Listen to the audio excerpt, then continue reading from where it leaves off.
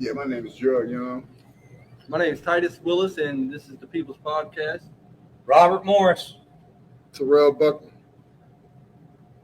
Yeah.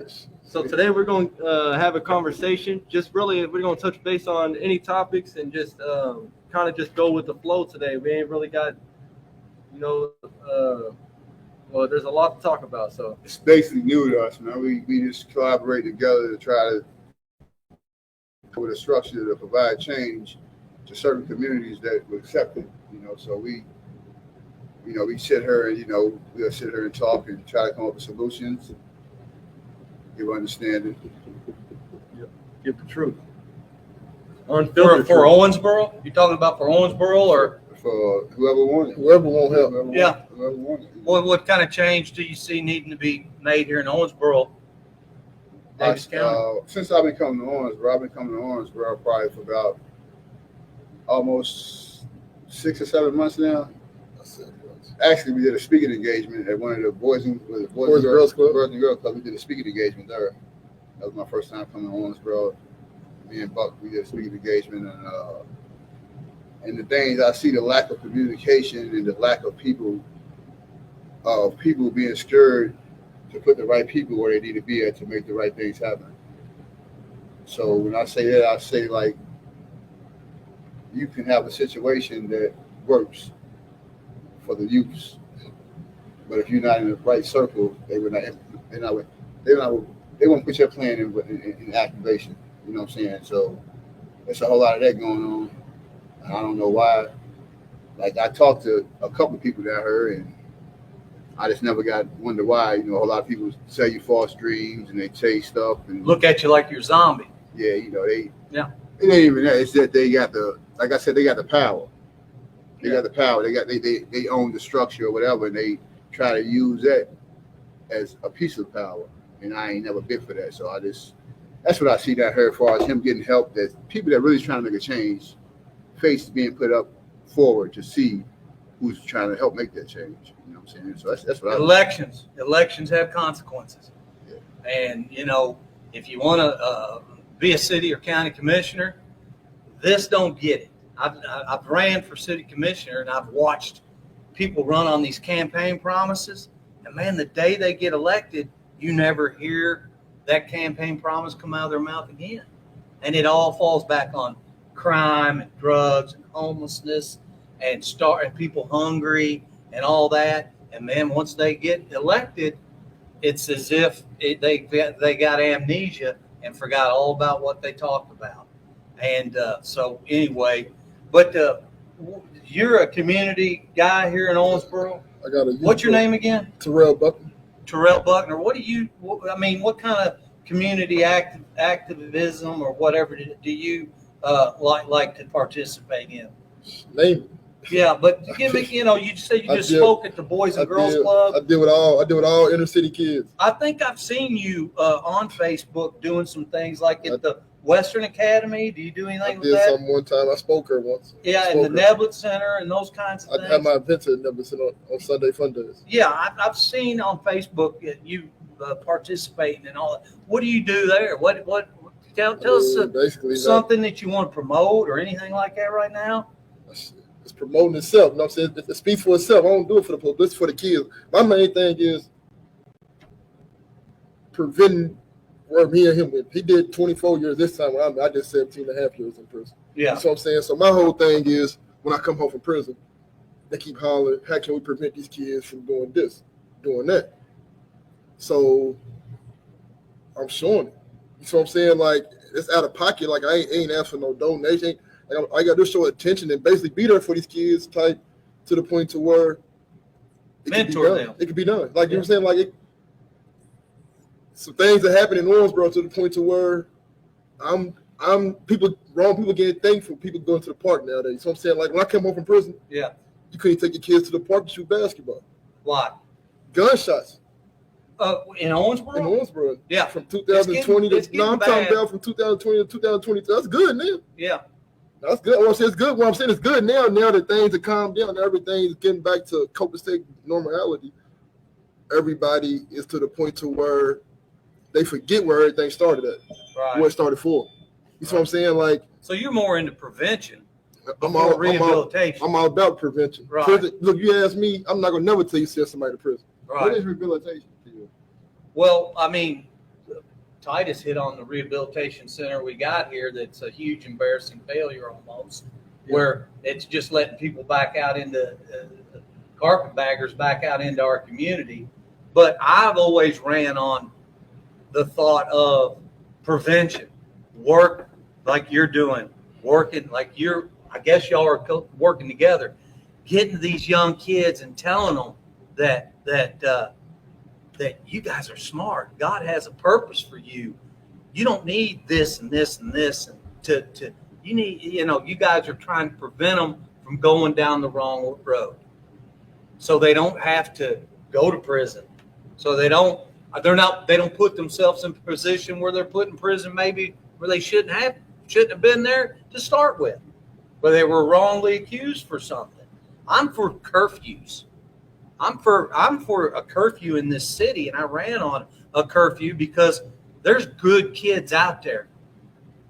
And when they're allowed to be roaming the streets after a certain period of time, I don't think they shouldn't be able to do that. I think a curfew is a dog collar for them to get in their house and not run into those bad guys. Because if you're a good kid out past curfew, you're going to run into bad kids out past curfew, and you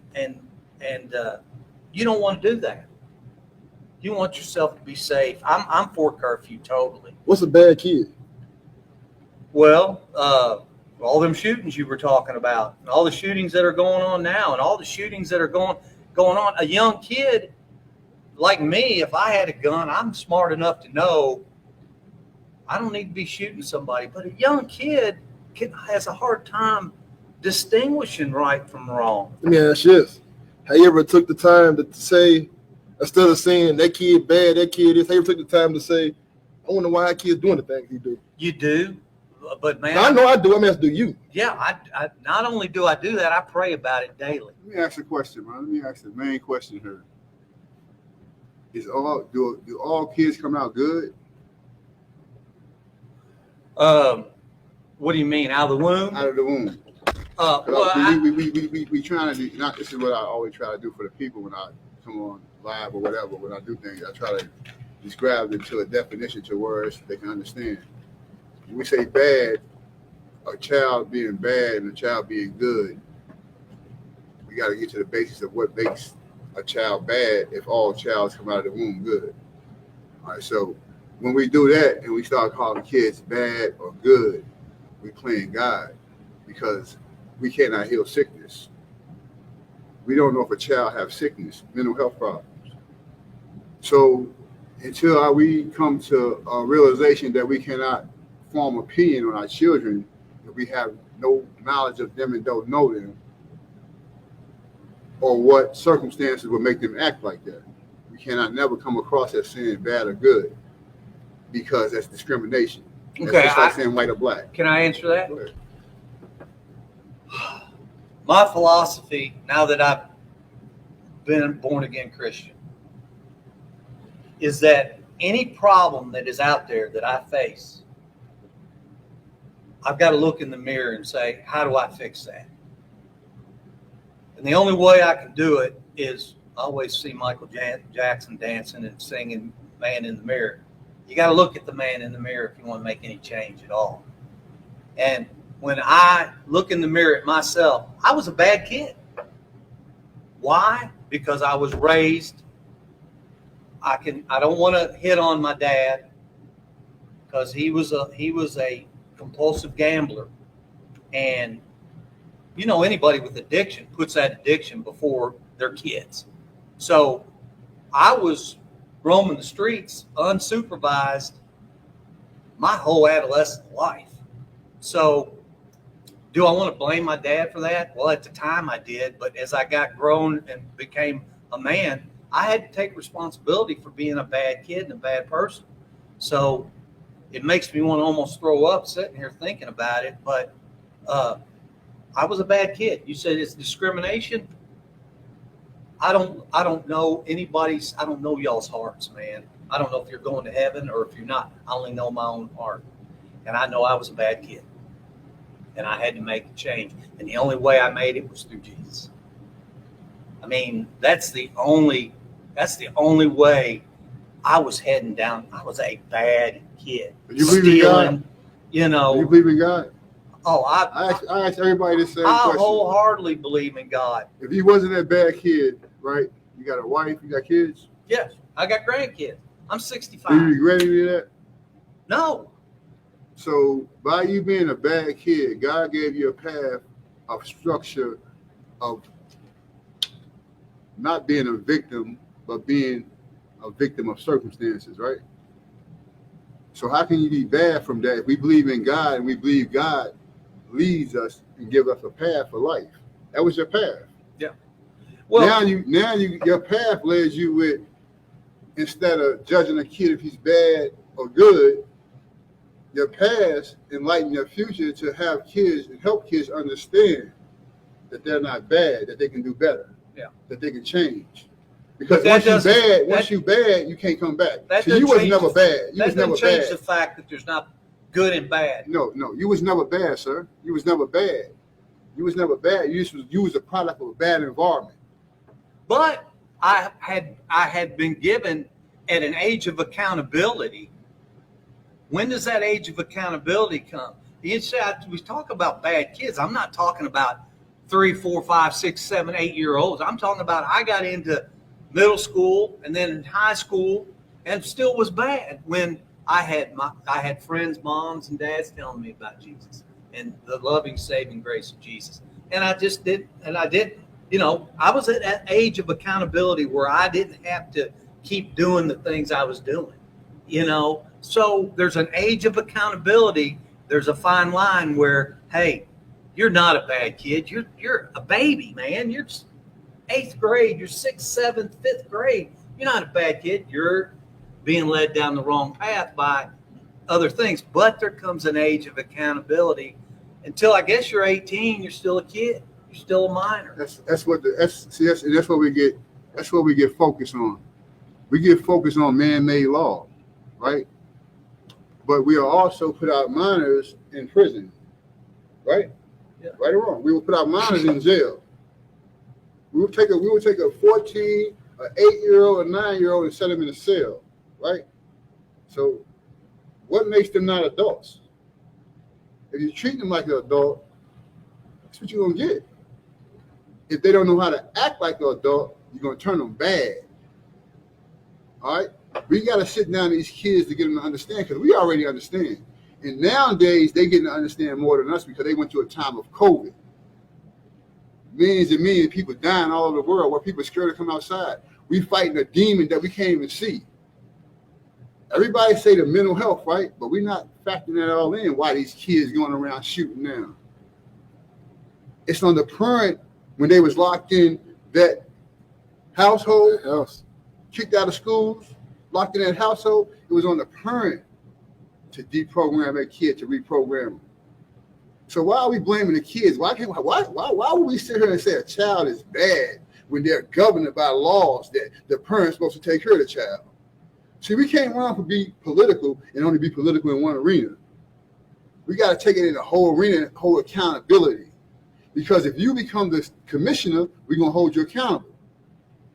You can't say you can't hold me accountable because you put yourself in that situation. You took that role. A child cannot take a role. A child is only positioned for a role. Now, what role he receive and grow and put out, you got to look at the other person that raised them. Until we start doing that, we're not going to be effective because we blame him. How can we blame a child that's younger than us from going and killing a person? What made him kill? How did he get the gun? How many times he been in trouble? And when we look at all of this, then we attack the character that was taking care of this child. Because 9 times out of 10, the kids that's creating these problems in the streets, they're under state custody somehow. Some form of way they've been in some type of state custody in courts or something. So why ain't the judge attacking it? We're going to keep on blaming these kids until the kids start recognizing that they can outdo us, not mentally, physically. Oh, that's already happened. That's what I'm trying to. This is what it's the nerve when we start blaming these kids. Because I can go to any hood at any nighttime, anywhere I can go anywhere, and I embrace it. They embrace me. Why do they embrace me? Because I take the time out to listen. I don't tell them what they did wrong. I can tell them what they can do right. As long as you keep on preaching the negative part of a person's life, they're gonna always attract to that. When they start hearing nothing but positivity, man, it's all they know, y'all. They say the internet brings whatever, right? So if they start seeing it in real life form, man, this is what they're gonna do. Until we do that, man, we cannot say a bad kid is bad or a good kid is good because a kid has not had a chance. I'd rather for this kid to be bad now at the age of 8 and 9 until he get where he's 21 and start acting bad, where he ain't got to listen to nobody. So we got a blessing for real. God is showing us this child is bad. How can we help him grow? Right? How can we help him grow? That's what we got to come back to. You said it best earlier when you first came in here. Back to the basics, man. Back to the basics. What you went through, never take away because you would not be here. You don't have no wife right now. You could be dead. So you got to be thankful you was bad early. See, some people become bad late and can't never get back. Can't shake back. This is what we got to be thankful for. Irreversible. Stuff that's irreversible. And I've done a lot of stuff that there's no turning back from it. Done a lot of bad things to a lot of people where there's no but you know, all I can do is pray for forgiveness. And because we serve a forgiving God. No doubt. And we can be forgiven. And that's the great thing about being a Christian is that you know you're forgiven. You got to get it, put it behind you and move forward. And you know, so we unpacked a lot of stuff right there, and I agree 100%. There's a lot of groups that want things and are asking for things and special things. But me and my prayer every day, I pray for our youth, our babies in and out of the womb, our children, and our elderly. Our elderly are so preyed upon in this society. So I pray diligently for our youth and for babies in and out of the womb and our seniors. And you know, I think Titus will tell you that I don't see, like you said, a good and bad kid. It's a great point. But I told you, I look in the mirror and I saw a bad kid. You know, I didn't like what I saw, and I just wish there were more ministries out there where people would have more Christian ministries, prevention to get the kids on the right road quicker. I got on the right road way too late in life. And I was like, God, man, I wasted so much flipping time in this world, you know, doing the things that you shouldn't be doing when people like us are so talented.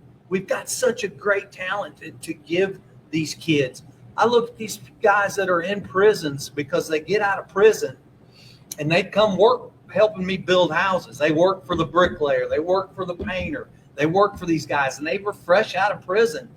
They were so talented, man, but they couldn't fight their demons. They kept getting back to where the demons were. And I would look at them and I would say, man,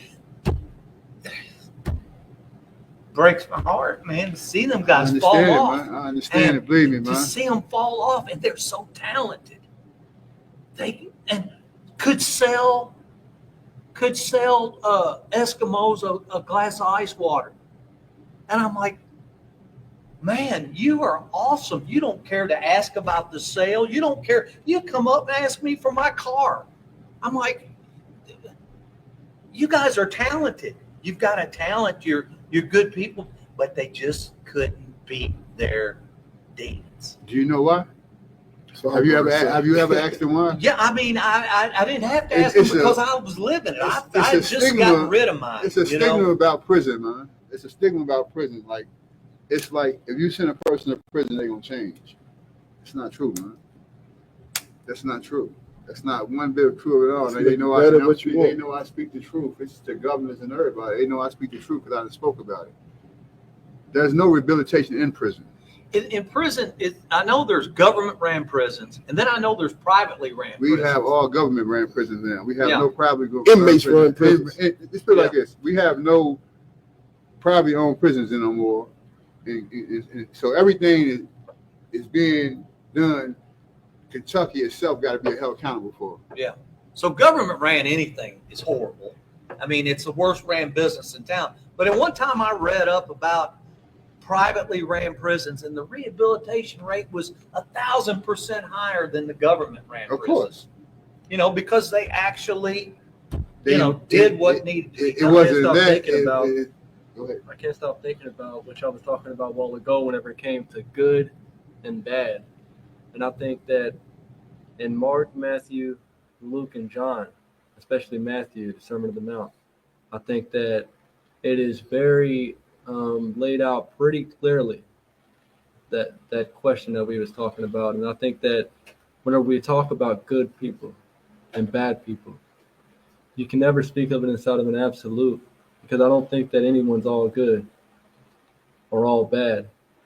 I think the only person that's all good is God. And whenever you try to make a claim that maybe you're good, then you're making a claim that is divine in nature. And only Jesus Christ was all good, and only God was all good. And that was the main thing. And inside Mark, Matthew, Luke, and John is the fact that we are all sinners, that we all make mistakes, and that we all deserve to be judged. But if we can accept that we are sinners, and we can admit that we are bad inside of different ways, and we can say that we want to be better, and we can try to do better and accept Jesus Christ, then I think that's what gets you accepted into heaven. And that's why I always tell my children, don't worry about your riches and your assets of this life, because God is preparing you a mansion in paradise. And I think the only unforgivable sin is blasphemy of the heart and the hardening of your soul, of your spirit, not accepting. Rejecting Jesus. Exactly. Whenever you have every opportunity to know of Jesus, whenever every sign, the signs is, and you say, well, what about people on this island that don't know about Jesus? Well, the signs, it's inside of the design of the fabric of the universe and the earth and our chemistry and our science. Science describes God. Nobody has an excuse not to say there must be a creator. Not even an atheist, not even, no matter who you are. I study theoretical physics, which is the study of matter throughout time and space, learning to predict natural phenomena using mathematical equations.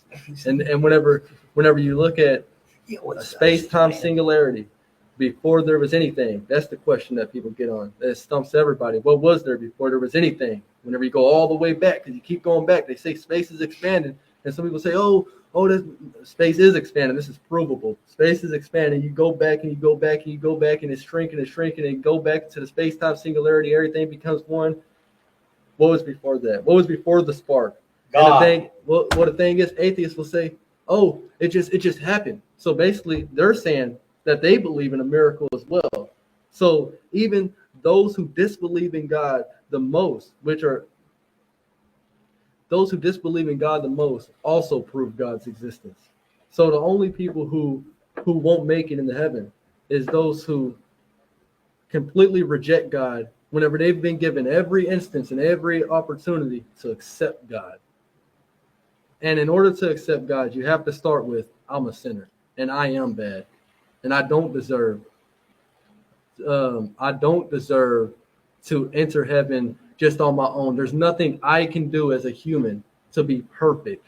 Nothing at all. Nothing at all. In other religions, you got Hindu, you got these other religions, and they work on internal self. You're supposed to work on yourself Or until false gods. until and you're false good idols. enough to ascend into heaven.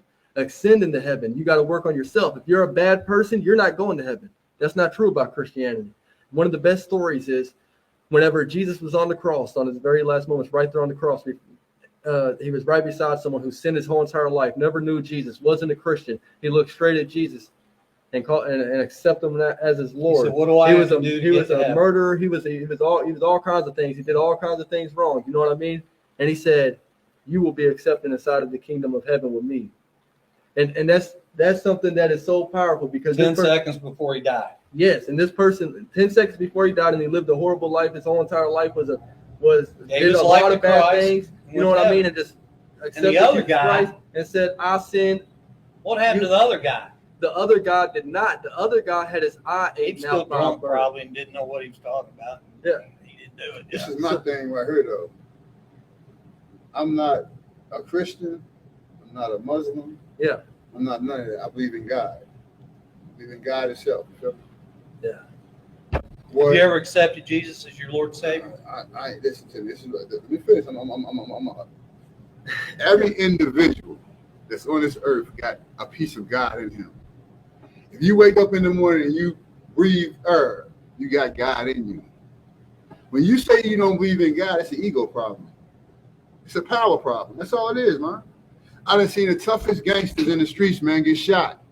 Oh, they hate God. But soon they get shot, oh, God, please help me. God is in you. First thing they yell Yeah, out. this is not what I'm trying to tell y'all. God is in you, man. We can't debate God. Yeah. We talking about the highest power. You cannot debate the highest power. We don't. You understand what I'm trying to? You cannot debate God. God is within us, man. You understand? Every breath we take, that's God. God got the power to take your life at any time. You know what I'm saying? That's the understanding I got with my God. And I only believe it's one God. You know what I'm saying? That's all I believe is one God, man. And I believe there's only one God. And I believe that God is all powerful. So you said something that's very, very needed to be touched base upon because you said that you believe God is within you. And other people who don't believe in Christianity, they don't believe in that saying that you just said, God is within you. Because what you're claiming is that God is in heaven, but also able to be here on earth with you. And other religions would say you're talking about two gods then. But I believe in an all-powerful God. I believe in the Holy Spirit. I believe that God can create a Trinity and do anything that He wants to inside the world. He can be two people. He can be everybody. He can be three people. He can be whatever He wants to be. God can do anything that God wants inside of the universe because it's His universe. He can be outside of the universe and inside of the universe at the same exact time. The reason why I believe in Jesus Christ is because I feel like everybody inside of the Old Testament, they asked on God, they called on God, they said, show yourself, you know what I mean? And I compare it a lot of times to younger people so younger people can understand is always compared to like, imagine you're a video game creator. You're a video game creator, you create a video game and you have all these things inside of this video game that just coexist with each other. And one day you're like, you know, and everything inside the video game is just going eradicated. But imagine you put this video game to where you don't change anything. You just set it up to where it progresses over time by itself, like a simulation. And then you say, well, everybody's doing all these bad things. And everybody's saying, well, it's wrong, God, because you put us here, but you didn't physically come here and show us what it is that we need to do.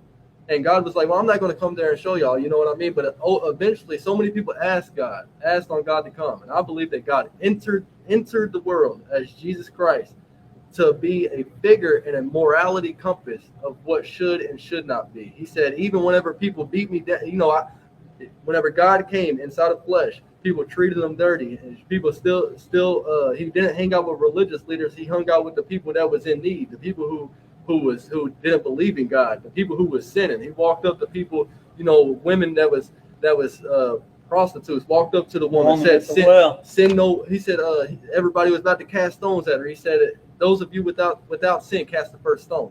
Nobody could cast a stone. They said, well, what did we do, Jesus? He walked straight up to her. He said, sin no more. And lifted her up, saying, you're not supposed to. Here's the deal. I didn't know diddly about the Bible. I'm not very smart. I've got a low IQ. I barely made it. I think they kicked me out of high school. But until I And you can make religion as difficult or simple as you want it. I keep it simple. I say forget But- about but religion. here's- just trust in Jesus. You can keep your faith and the Bible, the Word, as complicated as you want it. King James, is it, this There you is, go. that, this. You There you can go. keep it as complicated as you There you want go. it to. But you can keep it as simple as you want it to. And I never understood diddly until I fully gave my heart to Jesus Christ. Then he started revealing it to me. And then I started going to Sunday school and getting into Bible study. And I started reading this couple pages, and I'm like, man, that happened to me yesterday, and I didn't know how to handle it. God just told me how to. That's going to happen to you today, and that's going to happen to you tomorrow. The Bible lays out everything you need to know about how to be. If it was the only book, if it was the only book in the world, that's the only. If you had one book in that library, and it was the Bible, it'd all be good. And I never understood a word of it until I fully gave my life to Christ, got baptized, and I've been working towards heaven ever since. And you wonder if you're ever going to get there, but it's never over until you breathe that last breath and you're at the gates of heaven. The point blank view is, I cannot sit here and talk to you about the Bible or God, right? Yeah.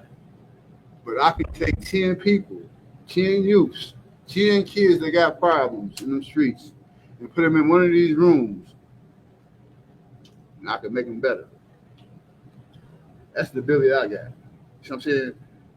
Now, the strength that I got to do that, it comes with a whole lot of failure, a whole lot of being disciplined, where I can learn self-discipline. And how I got the time to do that is through breath, through God. See, I don't never plan on touching God. So I'm saying, I don't never plan on touching God, man. I plan on working with God. I know, I ain't never seen a movie where somebody went to heaven, walked through the pearly gates and touched God, or God gave him a hug. So I know it's spirituality. I know it. So I'm saying, I'm not making like, well, one day I'm gonna go meet God. Like, I know this. So I'm saying, I'm not making it like that. Some people think they can clean their sins, jump in a bathtub or whatever they want to do, and make they say their sins is washed away, but they leave out there and do the same thing. The whole thing I'm saying, we can pretend all day long. I ain't a pretender. I ain't an actor. I ain't never not once time in the hardest time of my life acted and got a role I can handle. All the way to death row and here right where I'm at now. I accepted my role. How old are you? 52 years old. Accepted my role, man. So what I'm trying to say is my life is based on me keep on bettering myself so I can better other people, man. That's awesome. You know what I'm saying? That's the only thing I care about. Anything else is foolishness to me. Yeah. I don't get no happiness out of going and make $1 million. I love to make $1 million, but I get a happiness out of coming and seeing other people smile. People that didn't used to smile. Well, you get happy out of your passion. Happiness comes from passion. And when you're passionate about something is where your happiness is. My passion is God, my family, trying to make a living. And I found out that I love politics. People say don't talk about politics at this, don't talk about religion. I have a good time talking about that. I don't have a bad time talking about that. Why? Why would you? Because they're scared of it or they got something to hide. Well, man. politics is my 18 holes of golf. I don't play golf. There you go. You know, There you go. politics is my 18. It's your hobby. You know, my grandkids are my hobby or my passion. Yeah. It's not hobbies for me. I never had a hobby because I never grew up with anything to where I could have a hobby till I got a job. And I started delivering newspapers in Detroit back in 68, 69, and worked at a restaurant. Here you were 10 years old washing dishes after you did your paper route. But still then, my passion, I didn't have a passion or a hobby, but I never thought socially and economically I I was deserving of a hobby, and so I found out my hobbies, where your hobbies are, is what your passion should be. So what would make you a great commissioner? What would make me a great commissioner? Number one, if I'm sitting up there and I believe in your 3 minutes at the end of the meetings for y'all to get up and talk and say what your grievances are and addressing those grievances. But I could be blind and be a good commissioner. Somebody could come in front of me and have a problem, and I could be Stevie Wonder, Ray Charles, blind, and listen to your concern and go out and try to see if it's legitimate and fix it. There'd be no social, economical, racial, where you live, what your last name, back to the basics. I'm going to go out to his neighborhood, and he said his sidewalk's jacked up. I'm going to get it fixed. You're not going to wait till the rotation of sidewalk to get it fixed. I want to make sure that the culture of our police department is a culture that is more worried about taking care of the offended than the offender. Our culture, our police department culture's got to change. We've got to have people with 2 ears that listen to what problems are. I don't care if it's speeding or shootings. I firmly believe our culture in our police department has to change in Owensboro. And not only in Owensboro, the corruption is just so, and I'm not saying Owensboro Police Department's corrupted. Everything I say here is my opinion. I'm saying the culture's got to change. In your opinion. Yeah. Let's say in your opinion. Yeah, the culture's got to change on how we look at people and pull up in front of people. It seems like we've already got a premeditated idea. As soon as we pull up and we look at that person, where this is going to go. Well, they come from, they're not teaching, right now, law enforcement, they're not teaching them to be police officers. They're teaching them to be on the defense. So if you're on the defense, you can never hear nobody or listen to nobody, nothing. You're already on defense, right? Right. So once they pull up to a scene, they already on defense. Right. So, they always think they're going to be lied to. But it's not. That's not a police problem. That's not a police force problem. Yeah. That's the training problem. Right. They're not training them to come to a call. The culture. Yeah. That's what I'm talking about. I'm gonna hit you. Whenever I think of All right, man. whenever I think of that, I think that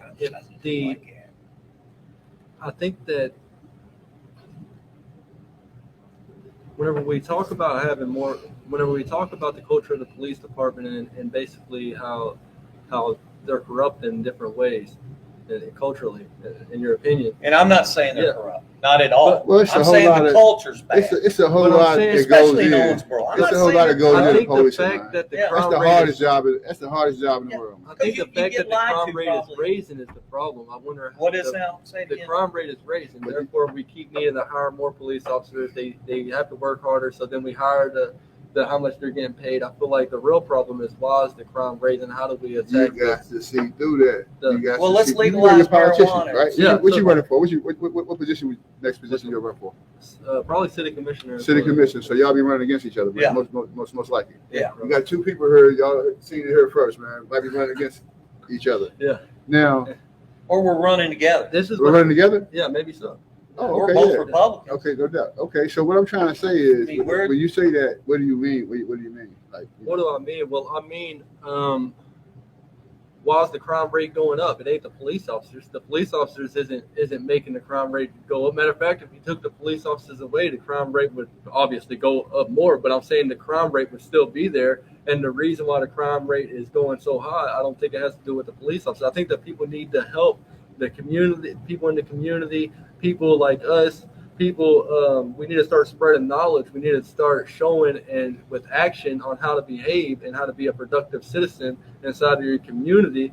and that would take a lot of the pressure off of the police, because the reason why the police have pressure is because pressure is being applied, but the pressure isn't being applied by the police department themselves internally. I think that the pressure is being applied from those who enact this out of criminal activity. Well, no, and that's what needs to be lowered. It's not, it's part of that, Titus, but it's the ordinances and the policies. It's not the people, it's the ordinance and the policies. Okay, let's put an end to drugs and crime in Owensboro. Let me just give you one thing, and marijuana. My stance on marijuana is don't open these distributors. If you want to grow a couple plants in your house and make brownies out of it, I'm okay with that. Grow your own. We know that's not going to happen. But for them to say that we've got a crime problem and then open these distilleries and then allow open carry alcohol downtown, if you think that's going to lower crime, you got another thing coming. I've traveled this world over, and I've been to cities that were beautiful cities. Denver, Colorado. They legalized marijuana there and distributors. I went back the next year, you couldn't tell it was the same city. So they vote yes, the commissioners and the mayor, on allowing these marijuana distributors to open up.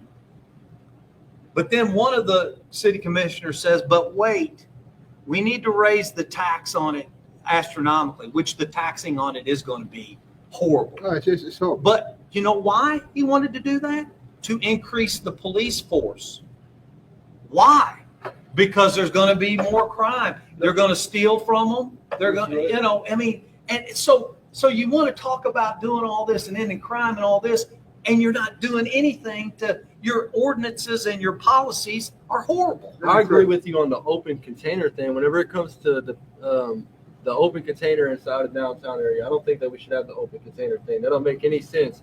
Why should you allow individuals to drink out inside, and then obviously they got to get home. How are they getting home? They're driving, and then you got the police parked all the way up the street. Trying to You know what else, Titus? But I'm talking about the marijuana Let me thing. give y'all the Whenever it game. comes Go ahead to- and finish that. Let me give y'all the game at the other way. When it comes to the marijuana thing, I don't completely agree with you on the policies and regulations being passed allowing people to grow marijuana.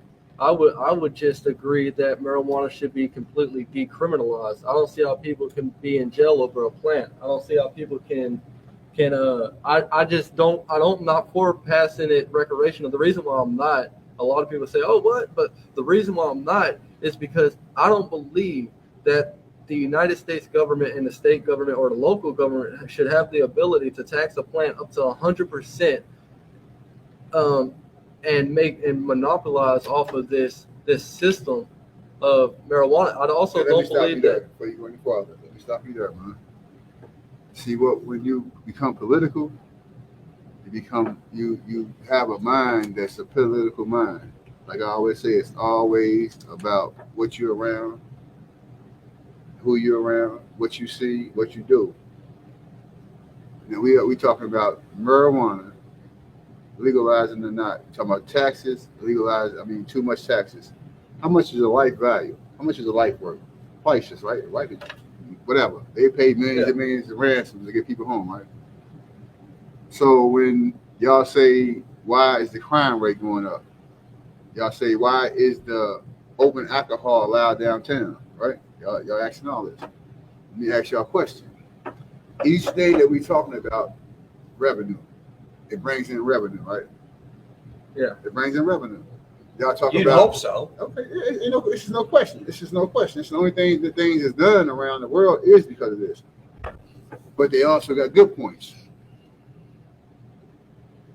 A person that smoked marijuana for 20 years, right?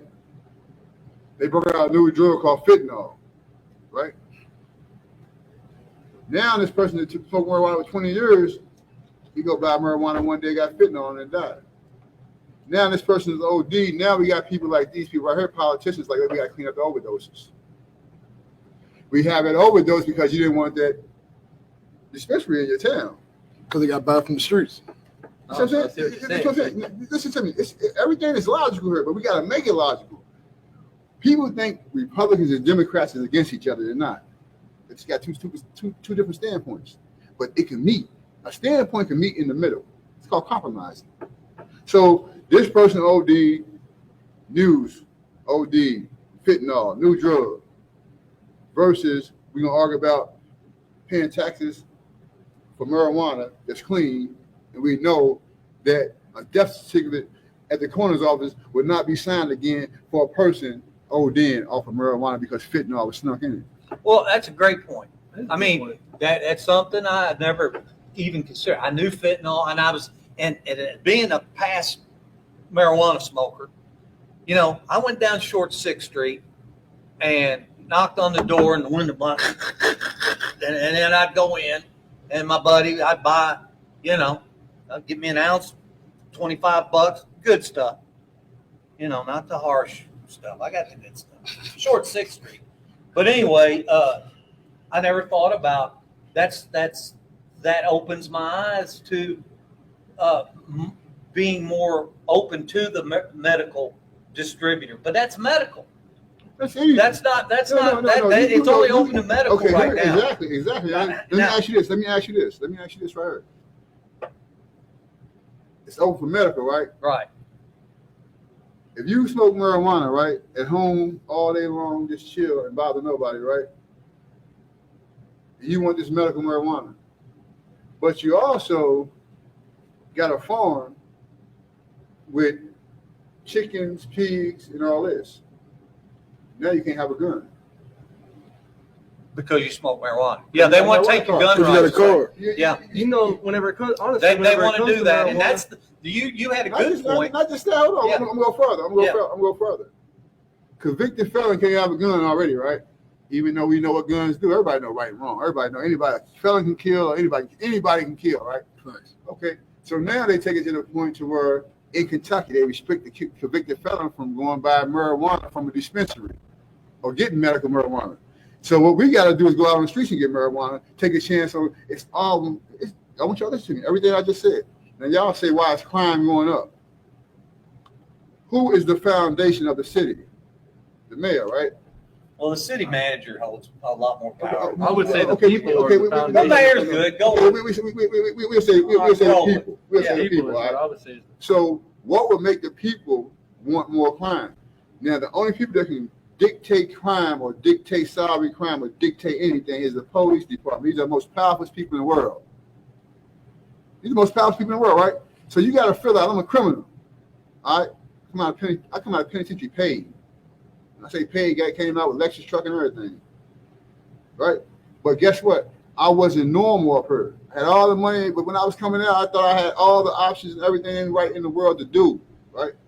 But guess what? They throw us into a fire pit. It's on us to get out. So when you talk about crime, open container, right? Downtown. Why? Because the bars get full. Now it's going out to the streets. So they ain't going to close the bars. They ain't going to tell the bars no. They're going to say, let's put it out into the streets. Something happened in the streets, what they do. We need more police officers. Police. A drug dealer in the streets. Now, right now, see, everybody want that drug dealer that sat at the house and didn't bother nobody, but they knew he was a drug dealer. He was in their neighborhood. They wanted his house kicked in and out. They wanted his house kicked in and go in prison. So what they do, they gave the administration confidence. The people did. This is what the people did. They gave the administration confidence because they started having people that were citizens call in on them people. Get that drug dealer out of the way because he run an operation with no violence, no leads or nothing. We're going to get our drug dealer that we want to go tell on people. We want to bust people. See, this is what y'all got to realize. See, when they want to bust people, they bring anybody in. They no different than the CIA. They got their tactics, bro. So what they do is they bring that drug dealer in and let him run the community. Guess what? This drug dealer is not respected in the community. So what's going to happen? Murder chaos, robberies. He got the drugs. He shouldn't have them. It's going to bring the crime rate up. This is what y'all got to understand when y'all running for this politics stuff. See, all of this accounts. We make the difference.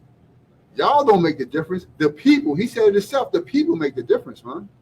So what can y'all do for the people to make the people change? See, we can't go halfway no more because we already been halfway. You came in fifth. We want first, right? What place you come in? I think we got to give them something to live for. It's I think we need livability. Give them something to do, not live for. You got to give people something to do. If you give people something to do, they don't have time on their hands to do something ignorant. Time to occupy. If every person in America works 8 hours a day, 75% of the people be sleeping at home at 9 o'clock at night. Yeah, but so we got to give people to do, man. There's too many people inside of the city of Owensboro who have to leave Owensboro to spend money or make money. There's nothing for families to do inside of the city of Owensboro. If you want to have a birthday inside of Owensboro, you're going outside of Owensboro. If you want to go buy the new J's, you ain't going to here to buy. You're going to Evansville. That's why they said we got to give them something to get. You got to create the entrepreneurial spirit in your community. You've got to teach the key. You've got to give these kids the confidence. I mean, you can take a kid, put him over here on this football field, and he can kick ass and take names all day long. But you put him to go knock on somebody's door and say, "Hey, can I do anything on your house? Can I paint your house? Can I do that?" You've got to create the nerd. Say, you've got it in you, man. And I go back to when I was working, building houses and working with people getting out of prison. I was like, God, I wish I had your confidence. But you've got to create the entrepreneurial spirit in this town. Like Rafe. I mean, Rafe's got his own lawn cut service. I mean, he don't work for nobody. He works for himself. And he works when he wants to. I mean, I see him out cutting grass all day, every different day, all the time. You've got to say, look, man, you've got it in you. What's your passion? So find what that kid's passion is. And how do you let him run with it, man. And that's true. But then you say, how do you bring that? Listen to me. But the thing is, why is that not already? So you got to ask that question. How come the people inside the city government, people like y'all have not stepped up and been like, enough is enough? Like y'all just said, what y'all just said. I said, you running against him. You said, nah, we might just join up. That's what it takes. We do join. No. I'm not saying. I'm just saying. No, it ain't about the views at all, man. When you got facts, you can't take away the facts. Yeah. I'm sure if y'all come to some type of, not just you and him, anybody in Owensboro, if it's factual, you can't change factual. Yeah. Anybody that try to change factual don't need to be on that team because they're trying to bring harm to that team. They're not trying to bring it to heal. See, we want what Owensboro need is to heal damaged relationships. It's all they need. Like what? What kind of? Give me an example of a damaged relationship. Him and what's the dude's name? Which one? The dude in the basketball. Corey. It's a damaged relationship. I met this dude through him from him doing engagement. Now, he do the same thing Buck do. He do it at a different level though, and he do it with a different group of kids. So he see what Bucks do. He see what Buck got to offer. He know Buck can come and clean up any kid and make structure in any community when it comes down to the youth, because that's all we deal with is youth. Grown-ups, they can kill each other. That's right. I'm saying, it's just, I'm coming real with you. Grown-ups, they can, well, you got to specify. You can't do it all. Grown-ups, they can be fighting like their kids shoot each other, and we'll be sitting right here talking. That's me. Yeah. It's you from go out there and hold up, man. Right there. Bullet hole. See that bullet hole right there? Yeah. In and out. Youth was ready to kill a person that touched my daughter. And I got out. Took the gun from me, shot me. It wasn't because I didn't want dude dead. It's because I believe that this youth, got to give him a chance to grow and live. So I'm saying, so I got a bullet wound because, you know what I just said? A person touched my daughter. That's recent. You know what I'm saying? And I used to be a killer. I'm saying death row and everything. You know what I'm saying? I ain't never been bad, but I wasn't perfect and I wasn't always good. It's just that I didn't have an understanding of what normal was. So I'm saying nobody never really said, explain me, okay, this is disloyalty. See, I thought disloyalty is telling on a person. See, I'm thinking, oh, this is disloyalty. So I'm saying that's a part of something you put yourself in. Disloyalty is when you're in a community and you bring harm to that community. See, I know I was disloyal to my community. That's why I fight so hard now to fix it. So I'm saying, where I can't die, where people say, well, he was a problem. He was a problem, but he changed into this. That's history. So I'm saying, that's the thing I'm on.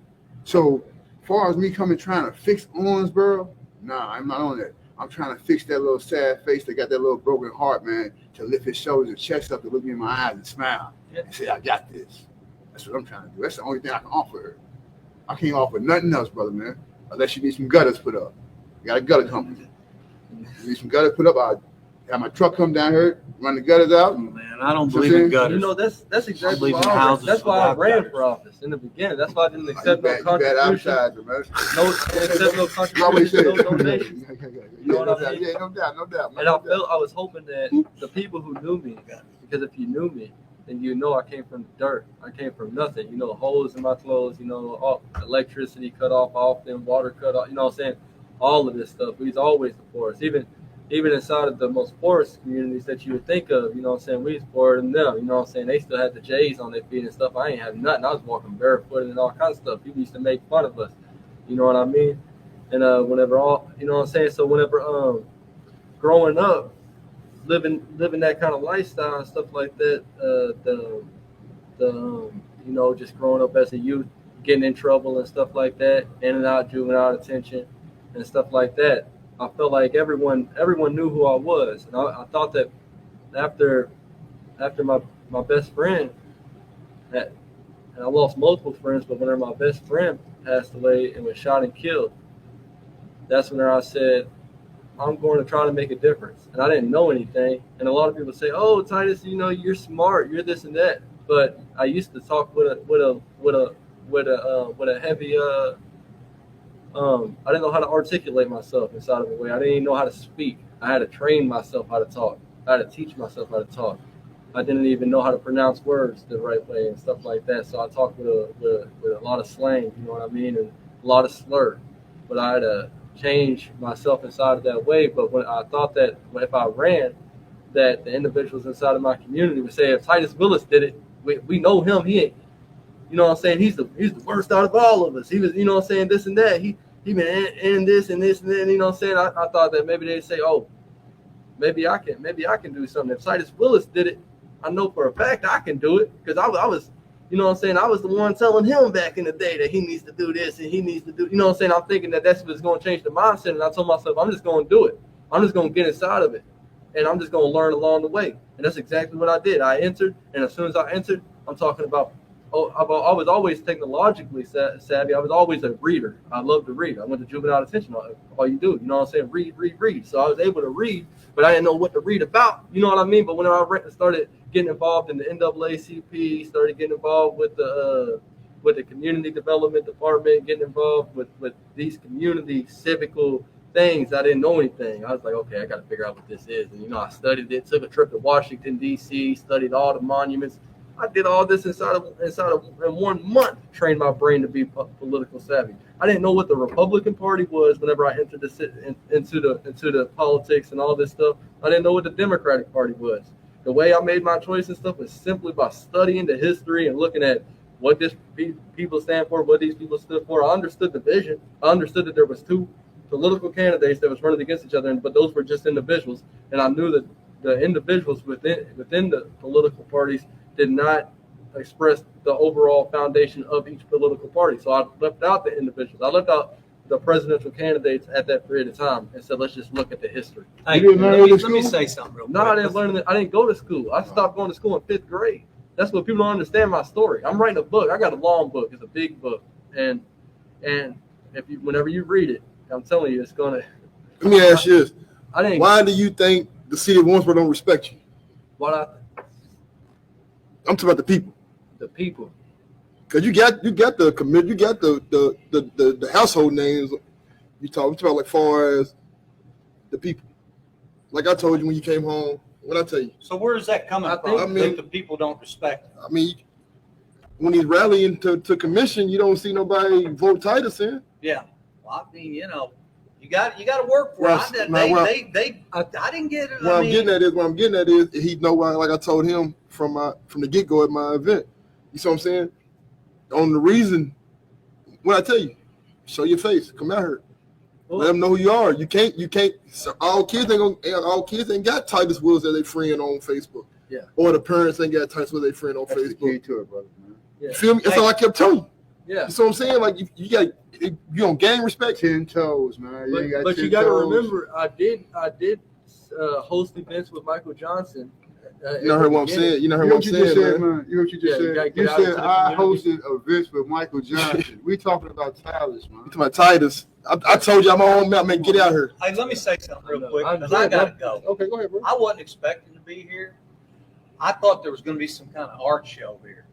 There was supposed. I thought it was going. I Right. miscommunicated the. Yeah, the I thought there was going to be an information art show here, and I came to support the kids that was going to be here. That's I didn't have a That's clue. Wednesday. That's I was this going to walk next up week. in the middle of this. That's Wednesday. That's this Wednesday. But I'll say this: it's been a pleasure meeting y'all. No doubt. I got to go. I've got to be somewhere. But it's been a pleasure meeting y'all, and I'm serious. I didn't plan. I said, sweetie, drop me off. I'm gonna run through here. If there's she's that likes art, and if there's somebody that is selling some art, I'm gonna buy it. I don't care what it is. Because I felt the entrepreneurial spirit that was going to be here, and I wanted to support those kids. Now we let the kids paint the walls. Yeah, and let them know what was going on, and that I support them. That's the only reason I'm here. 10 toes in it. That's Yeah. what you're supposed to do, Yeah, man. and your then, toes in it and right then there, y'all man. asked me to sit down, and I was like, man, I ain't sitting down there. For no other reason that I just wasn't prepared. I just thought you thought we were some thugs at first or something. Dude, I wouldn't know a thug from a not.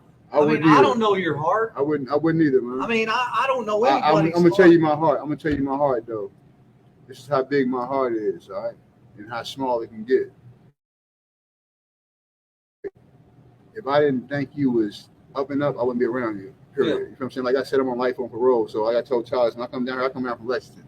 When I come in here, I'm in his hands. Yeah. So when the person come in here, whoever come in here, got to be good people. Yeah. So when you came in here, I felt like you was good people, man. Well, I mean, I felt the same. I mean, it's like I said up front. If I win city commissioner, I'm going to go blind. I don't see good, bad, ugly. I mean, you got to do this.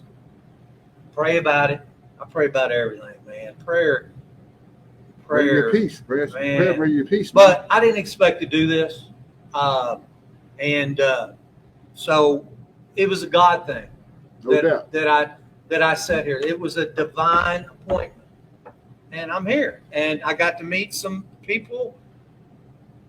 Buckner, what's your first name? Terrell. They call you Buck, I guess. So if I see you, that's easy to remember. Gerald. Man, I'm horrible with names. Our preacher that just died of cancer, man, he knew your middle name. How do you do that? So we can look forward to you and Titus joining campaigns then. Oh, Mike, we're both Mike. Republicans, Yeah. so we have a lot of the same ideas and things. Titus he's 24, man. A lot of people look at Titus and don't think he's 24. I mean, he picks it out nice. I'm mean, saying he's he got need nice hair. he need your old votes. You need his young votes. Yeah, and it's Titus and I don't think the same on everything, but that's a good thing. So I mean, him and won't they the same on I everything? mean, I can think it's some stuff Titus has done. I'll be like, man, Titus, you don't want to fight that war. You don't want to fight that battle. And I'm at 65. I'm still fighting dumb battles that I don't even need to be addressing. See, I avoid battles. I don't even waste my energy with. But you know, like for example, I came at basically how you was coming off with the juvenile facilities and stuff like that. I asked that similar question to a current senator, Senator Gary Boswell, and he got pretty upset. You can't about ask that question though, situation, bro. you You know can't ask when you So- like as y'all. It's straight up. It's just straight up real talk, bro. You know, I've been around political people. I've been around corruption and all that shit. It's just straight up, man. You can't ask a friend that question when you into politics too. That offends a person. Like I tell you, the best thing you can do, man, you don't have to pay for it. You listen, right? And the worst thing to do is let something come out of your mouth in a political arena that you can't you know correct. what I told you? I called you and told you that exactly. That's exactly what he told me. He I did. called him and told him. I said, Titus, it's not 100 degrees outside. Y'all are outside, and he had just drove from Frankfurt and did this deal with Daniel Cameron, and I caught him out in the parking lot and got him okayed to be on the podcast.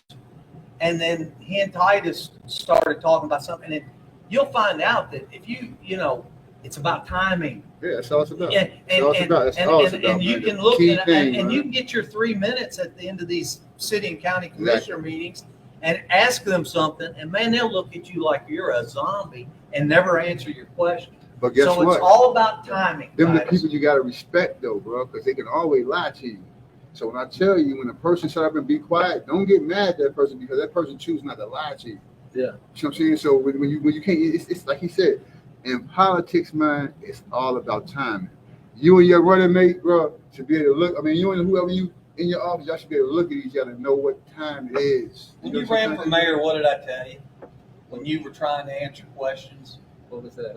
I said, Titus, it's okay not to know the answer. Exactly. Yeah. That's the whole key to I make you mean, better. when they know the answer, why aren't you implementing the answer with the policies that's going on? And they're not. They'll sit there and ramble off the answer, but they're not doing it. Yeah, you old school. And you were I always say, trying what, to, 65? You old school. so you were trying Definitely. to get outsmart them in politics, and you ain't got a chance. What you got to just do is say, Because they're willing to lie. I'm not saying that, but what I am saying is they're willing to give an answer that's eloquent because they're public speakers, and you're going, anybody smart looks at them and goes, you didn't answer the question. I mean, you sounded real good, and your teeth are white, Exactly. you look real good, Exactly, man. but you never answered the question. It's okay not to know the answer to the question. Yeah. You're only 24. Yeah. And Just gotta if you say know you the don't know, answer to yeah. the question, sometimes it's best not even to answer the question to Don't even cause answer. controversy. Because there's always gonna be a time down the line that you can answer that question, bro. Yeah. You know what I'm saying? So it's But here's the deal. I ain't gonna lie to you.